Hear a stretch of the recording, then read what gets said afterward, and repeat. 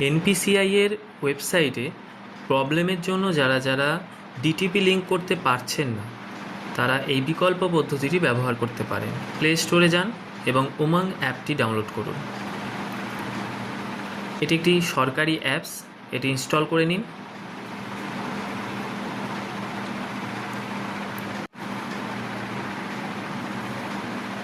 Install হয়ে গেলে একটু অপেক্ষা করুন। ভিডিওটি মন দিয়ে দেখুন। ওপেন করে নিচ্ছি।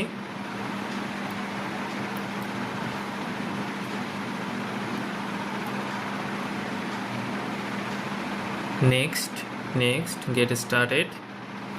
এখানে আপনার মোবাইল নাম্বার এবং একটা এমপিন দিয়ে যাদের অলরেডি করা আছে রেজিস্টার তাদের ক্ষেত্রে, আর যাদের রেজিস্টার নেই তারা রেজিস্টার করে নেবেন প্রথম মোবাইল নাম্বারটা নিচে রেজিস্টারে গিয়ে। তারপর ওপেন করে নেবেন। উপরে সার্চ বারে সার্চ করুন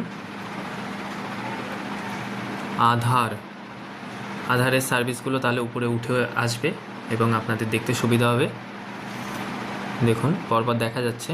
এর মধ্যে দেখুন আধার সিডিং, ভারত আধার সিডিং এনাবেল যে সার্ভিসটি লেখা আছে ওটায় ট্যাপ করুন।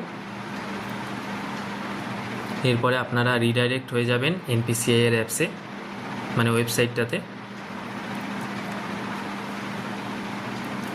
চলে আসলো, খুলে গেল এনপিসিআই এর ওয়েবসাইট। এবার এখান থেকে আপনারা আধার সিডিং করতে পারবেন। মানে যারা মনে করছেন যে আপনাদের ডিটিপি লিঙ্ক নেই তারা নতুন করে করার জন্য আধার সিডিং করতে হবে। এখানে এন্টার ইওর আধার নাম্বার দেখে টাইপ করবেন এবং নিচে সিডিং করবেন। এরপরে ব্যাংক চুজ করবেন।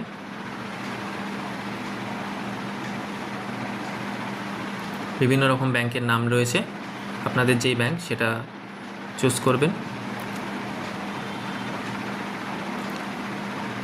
তারপরে এখানে সিডিং টাইপ, আপনি নাকি প্রথমবারের জন্য সিডিং করছেন তাহলে ফ্রেশ সিডিং, কিংবা অন্য ব্যাংকে ছিল এরকম যদি থাকে তাহলে সেকেন্ড অপশান। এরকমভাবে দেখে নিয়ে ভালো করে সে অপশানটা চুজ করুন এবং নিচে অ্যাকাউন্ট নাম্বার টাইপ করুন দেখে ব্যাংকের বই দেখে, এবং কনফার্ম করুন অ্যাকাউন্ট নাম্বারটা। এখানে চেক বক্সে টিক মারুন। নিচে যান, স্ক্রল করুন, ক্যাপচারটি মারুন, তারপর সাবমিট করুন। এটা করলে আপনাদের ডিটিপি লিঙ্ক সাবমিট হয়ে যাবে।